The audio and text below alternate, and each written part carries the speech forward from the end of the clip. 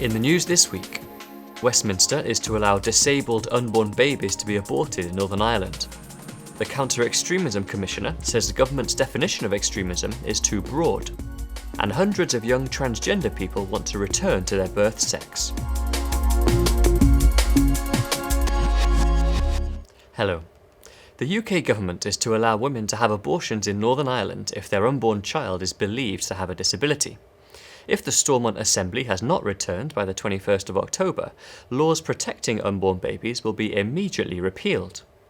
A new legal framework must be introduced before the end of March next year. Until then, government guidelines say unborn children believed to have disabilities can be aborted up to birth within the province. Elsewhere in the UK, babies are aborted for conditions including Down syndrome and cleft palate. The guidance also states that anyone wanting an abortion for any other reason must be referred to services in England. Their expenses will be covered by the government. Dawn McAvoy, co-founder of Both Lives Matter, criticised the guidance. The guidelines are troubling because we have had removed from our law every explicit protection in law up until 28 weeks or capable of being born alive for the preborn child. The guidelines have written out from our law every legal protection for those babies and have written in a serious anomaly clause so that disabled children for the first time could be terminated based on disability. And unfortunately, our healthcare professionals haven't received any clarity as regarding conscientious objection rights either. So all in all, we're not satisfied that these guidelines are sufficient for this interim period.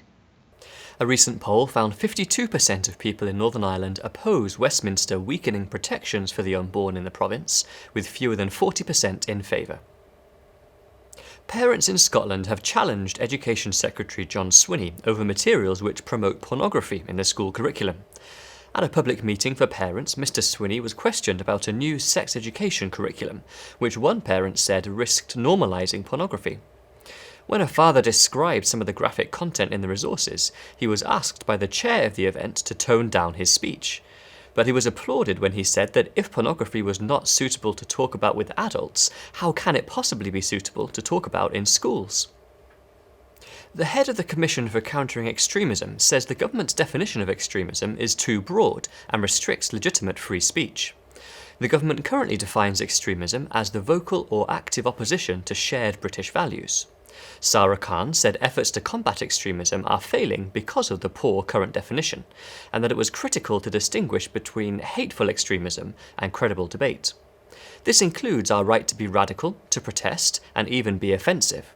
I believe we need more speech, not less, to counter hateful extremism. More discussion and debate is vital. And finally, hundreds of young transgender people now say they regret their choice to change sex and want to revert back. Charlie Evans, a British woman who identified as male for nearly 10 years, publicly detransitioned last year after accepting her true sex. She was soon contacted by hundreds of young people with the same doubts as her, in need of support to help them return to their birth sex too. Evans has now launched the Detransition Advocacy Network to help others like her embrace their true sex. Elsewhere, schools stand accused of putting the health of girls at risk by introducing gender-neutral toilets in order to placate transgender activists. Parents and teachers are reporting that some girls feel so uncomfortable using the toilets that they're skipping school, refusing to use the toilets, or even refusing to drink.